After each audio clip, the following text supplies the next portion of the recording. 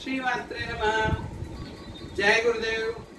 मित्रों, अब कल से नवरात्र चालू हो रही है और इस 9 दिन पृथ्वी के ऊपर में आदि शक्ति और माता का विशेष अनुग्रह और कृपा बरसती रहती है मित्रों। लेकिन एक चीज का विशेष ध्यान रखें कि जब हम कोई चीज या किसी को अपने घर में लेके आते हैं तो इसके लिए उपयुक्त जगह होनी चाहिए कि हम उस चीज को हमारे घर में कहाँ रखें या वो कैसी फ्लो हो। अगर हम चाहते हैं कि हमारे घर के अंदर में हवा और प्रकाश घर का आता जाता रहे तो उसके लिए हमको वेंटिलेशन खिड़कियां, क्रॉस वेंटिलेशन खिड़की कि जिसमें एक खिड़की से हवा आए और दूसरी खिड़की से निकल जाए, जिसमें उस पूरे घर के अंदर में हवा का जो वाइब्रेशन है और जो ऊर्जाएं हैं वो फैलती रहे।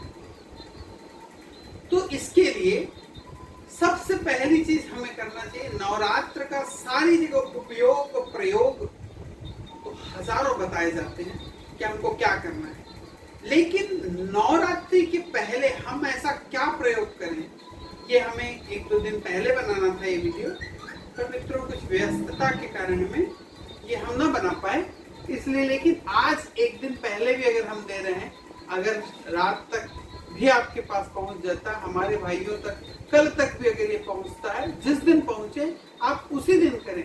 नवरात्र के तीसरे दिन में अगर आपके पास ये वीडियो पहुंच जाता है तो आप तीसरे दिन ही इस प्रयोग को करें। इसलिए करें क्योंकि बाकी के जो दिन बचे हैं उसमें वो जो ऊर्जा, जो अनुग्रह बरस रहा है वो हमारे घर के अंदर में आके हमारे घर के चारों तरफ सराउंडिंग्स में घूम के हमको ऊर्जावान करते हैं। हम ऐसी चीजें भी बताएंगे मित्रों कि जिससे हमको ऊर्जाओं से ओत-प्रोत रहता है, वो भरा हुआ होता है। Energy can not be store, energy को कभी हम स्टोर तो नहीं कर सकते, लेकिन अगर हम उस ऊर्जा के संपर्क में मात्र आ जाएं और हम अगर चार्ज हो जाएं, क्योंकि हमारा जो शरीर में एक एक सेल्स है, छोटे छोटे अणु और एक एक सेल से हमारी बॉडी बनी है। जब हर हमारे शरीर का एक एक छोटे से छोटा अणु उस ऊर्जा के प्रभाव में आता है तो हमारा शरीर हमारी और हजारों गुना ज्यादा प्रभावशाली और ऊर्जावान और ताकतवर बन जाते हैं। लेकिन इन सब चीज को पहले हटाएं, ऐसी चीज हटाएं कि जो हमारे पास में उस ऊर्जा को आने से रोकती है। एक अलग प्रकार, एक काले रंग की ऊर्जा हमारे घर से अगर निकल रही है, नीले रंग की कुछ ऊर्जा निकल रही है, हम काला और नीला बोल रहे हैं नेगेटिविटी को। अगर वो हमारे घर में स्पंदित हो रही है तो फ्रेश एनर्जी उसके अंदर आ नहीं पाएगी।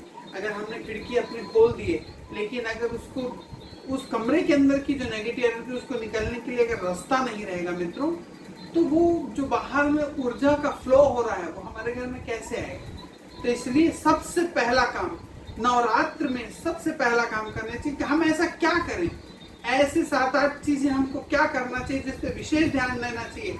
लोग कहते हैं कि हम नवरात्र का उपवास रह रहे हैं, ज्योत जला रहे हैं और नाना प्रकार की पूजा पाठ कर रहे हैं, तब भी हमको उतना कुछ फल नहीं मिलता। उस फल ना मिलने का ये एक कारण है। ध्यान रखें कि हमको सबसे पहला काम कल क्या करना है। सबसे पहले हमको एक तो सुबह जल्दी उठना है और सुबह जल्दी उठ के जब भी जिस भी व्यक्ति को नवरात्र का उपवास या साधना करनी है, उन्हें सुबह उठ के सूर्योदय से पहले उठ के तो सूर्य को अर्घ्य दें और भगवान सूर्य के जो प्रकाश है, रोशनी है, जब वो लाल रहते हैं, जब उनका कलर लाल रंग का रहता है, ऐसे हल्के प्रकाश में कम से कम 10 मिनट तक खड़े रहें और अपने शरीर में जितना कम कपड़ा आप पहने हमारे भाई उतना बेहतर है। यानी हमारे शरीर में प्रकाश पड़ना चाहिए या ढीले ढाले कपड़े पहने कि जिससे हमारे शरीर में ऊपर माताएं हमारी थोड़े ढीले कपड़े पहने और तंग कपड़े ना पहने, और जिससे वो सूर्य का प्रकाश हमारे शरीर के अंदर जाए, हमारे एक एक रोम रोम में वो प्रकाश जाके। और नहाने के समय कल जब स्नान करें आप तो स्नान के पानी में मित्रों ये मार्केट का टाटा सॉल्ट वगैरह नहीं, जो डिल्ले वाला नमक है वो थोड़ा सा एक एक चम्मच नमक हमारे कई भाइयों के पास उपलब्ध ना हो तो आधा नींबू अपने पानी में निचोड़ लें और उससे आप स्नान करें। उसके बाद में सूर्य को अर्घ्य दें। इसके बाद में 11 बजकर यानी जो अभिजीत मुहूर्त है, अभिजीत मुहूर्त है 11:25 से लेके 12, 20, 22, 28 तक, उस समय में आप घट स्थापना करें। उस सर्वाधिक सबसे अच्छा मुहूर्त है देवी की घट स्थापना का। लेकिन उसके पहले आज अगर आपको ये वीडियो मिल जाता है तो आप एक काम जरूर करें कि आज अपने घर की नेगेटिविटी हटाने के लिए आप अपने घर के आज जितने जाले हैं जो अच्छी ऊर्जाओं को आने नहीं देते और जो बुरी ऊर्जाएं फंस गई हैं उसको निकलने नहीं देते, तो घर के सारे जालों को आज हटा दें। आज अमावस भी है, आज घर के सारे जालों को हटाएं, डस्टिंग कर लें। हमारे घर में ऐसी बहुत सी दवाएं पड़ी होती है जो हम उपयोग करते हैं, थोड़ी बच जाती हैं, या ऐसी दवाएं हैं कि जो एक्सपायरी हो गई है जिन दवाओं की, वो सारी दवाएं हमारी पड़ी हुई हैं यहाँ वहाँ कई जगह, ड्रॉज में, अलमारियों के ऊपर में, कबर्ड के ऊपर में, ऐसे कई जगह में दवाइयाँ पड़ी रहती हैं। तो सब दवाइयों को चुन चुन के इकट्ठा करें और वो सारी दवाइयों को निकाल के अपने घर से बाहर कहीं ले जाके उसको ऐसे खुले में इसलिए ना फेंके मित्रों, क्योंकि भाई और बहनों कोई जीव जंतु खा ले जिससे उसकी तबीयत खराब हो सकती है। इसलिए या तो उसे आप नाली में डाल दें, अन्यथा उसे आप प्रॉपरली गड्ढा खोद के जमीन में गड़ा दें।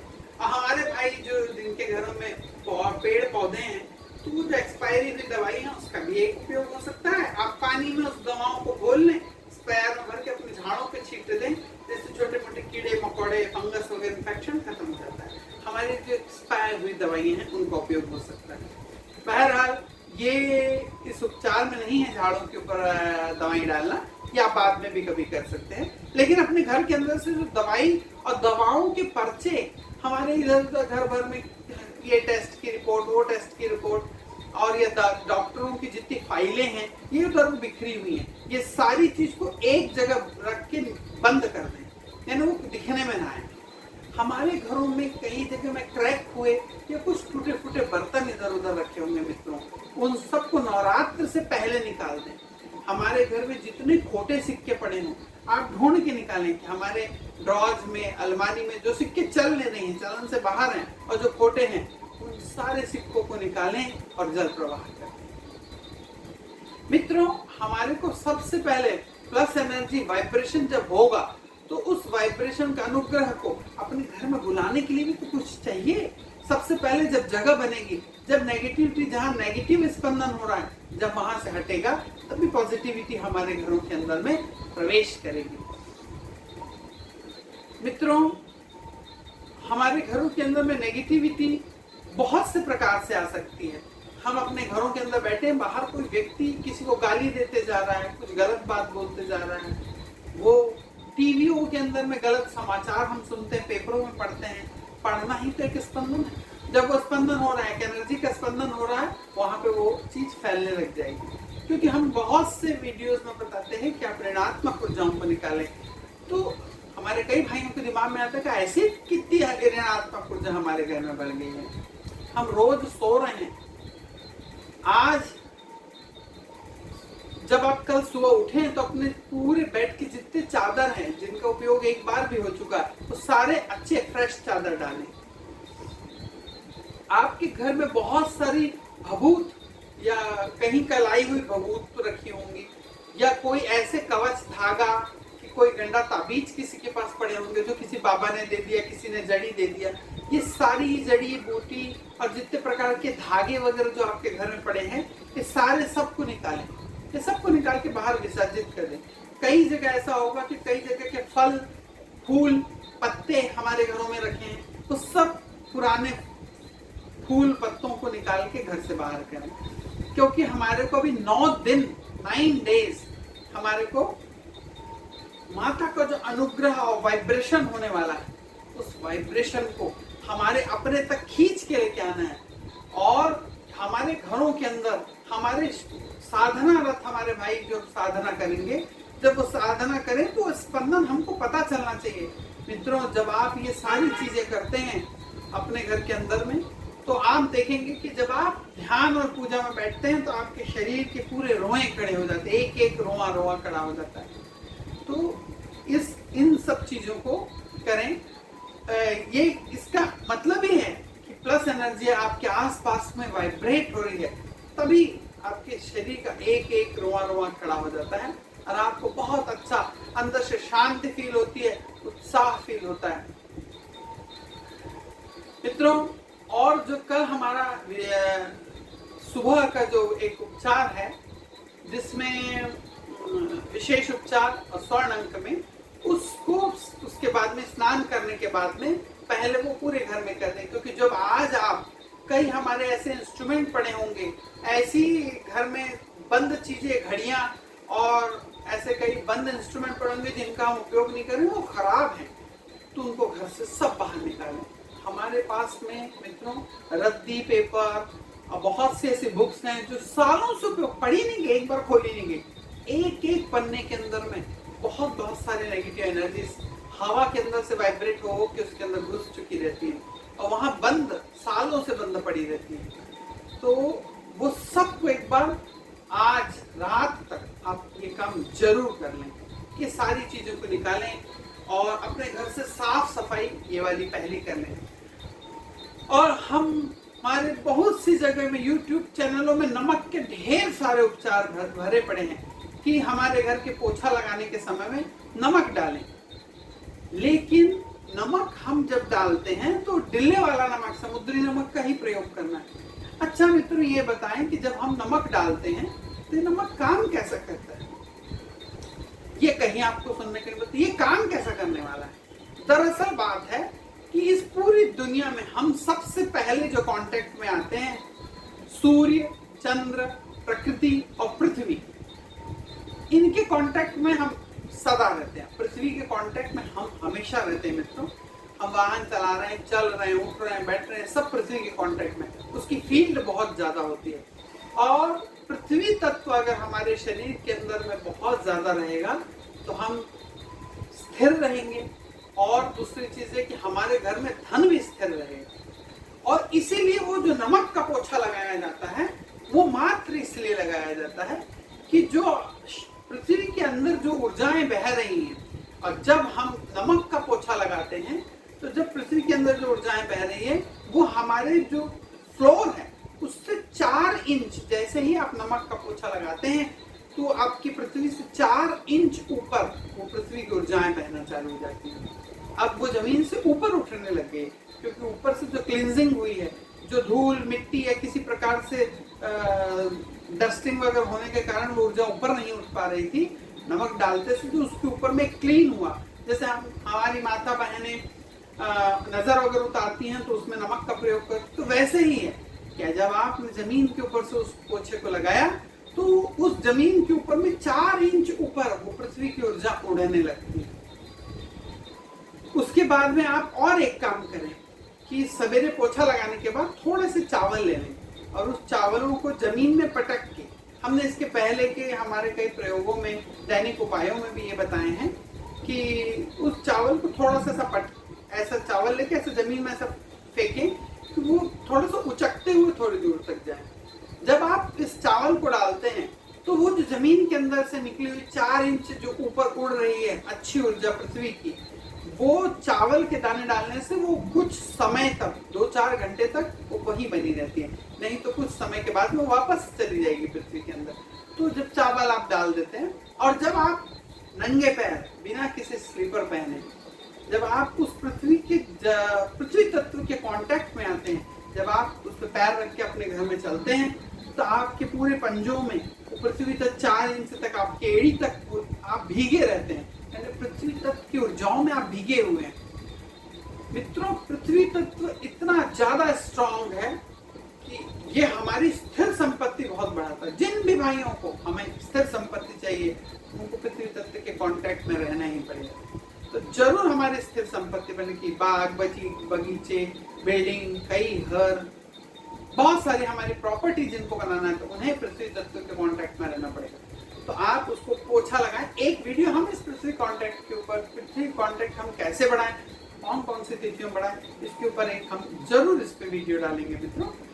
तो आप कल पोछा जो नमक का लगाने के बाद में थोड़ा चावल डाल दें और उसके बाद में आप दिन की माता रानी की पूजा की कलश 11 सवा 11 तक ये सारे काम आप सुबह तक कर लें, और या तो आज कर लें, और फिर उसके बाद जब आप कलश स्थापना कर लें, अगर हमारे भाइयों को हो सकता है कि वीडियो लेट मिले पहुंचे, जिस दिन मिले ये वीडियो उस दिन ही करें।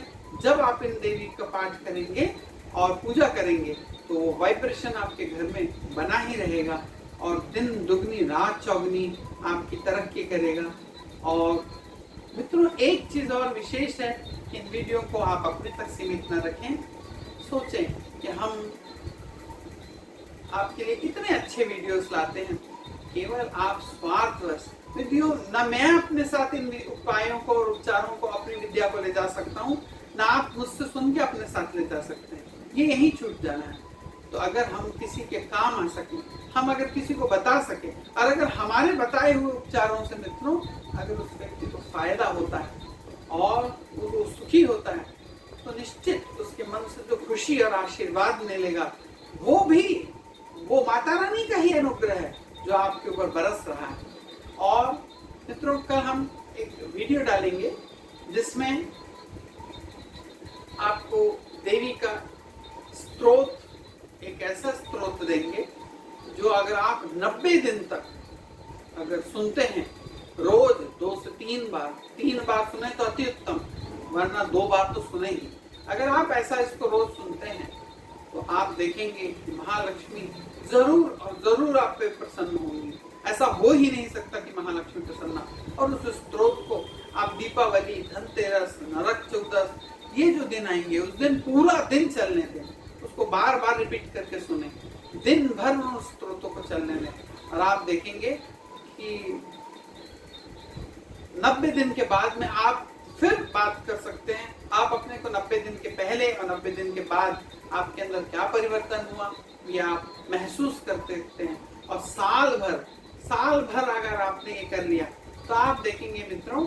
और दूसरी चीज, उन स्त्रोत को हमको बनाने के लिए हमारे ही साथ श्री विद्या की साधना करने वाले हमारे एक भाई हैं, उनकी सहायता लेनी पड़ी, जिसमें वो सही प्रोनाउंसिएशन, क्योंकि मंत्रों का जो बात है वो सही प्रोनाउंसिएशन के ऊपर ही निर्भर करता है। क्योंकि अगर हमने सही प्रोनाउंसिएशन नहीं करा तो वाइब्रेशन ठीक नहीं होगा। जब ठीक से तरंगे नहीं उठेंगी तो वो तरंगे ठीक से ना उठने के कारण में, नहीं तो तमाम चैनलों के ऊपर में साबर मंत्र, ये मंत्र, वो मंत्र, फला मंत्र आपको मिलता है। लेकिन सही प्रोनाउंसिएशन करके जब आप किसी मंत्र का प्रयोग करते हैं तो निसंदेह आप देखेंगे कि आप अपनी परेशानियों से मुक्त होंगे। मित्रों, हमारे चैनल को आपने सब्सक्राइब नहीं करा है तो आप जरूर सब्सक्राइब करें। ये सनातन धर्म, वैदिक धर्म पर बनाया गया अवैदिक उपचार है मित्रों पूरे, इसे ज्यादा से ज्यादा फैलाएं। हमारे हर भाइयों तक, हमारे हर हिंदू और हमारे हर भारतीय भाइयों तक इसे पहुंचना चाहिए, जिसमें हम अपने देश को सनातनी संस्कृति से मजबूत कर सकें और अपने देश को एक बहुत अच्छे मुकाम तक पहुंचा सकें। मित्रों, हमारी आप लोगों से विनती है कि नवरात्र में हमारे जितने सब्सक्राइबर और देखने वाले हमारे व्यूअर्स हैं तो जरूर और जरूर, अगर आपने चैनल को सब्सक्राइब नहीं करा है तो सब्सक्राइब करें, और माता रानी का नाम नीचे में कमेंट्स में जरूर जय माता दी लिखें। और मित्रों, इसे 9 दिन कम से कम रोज एक भाई को सब्सक्राइब जरूर करेंगे। जय हिंद, जय भारत।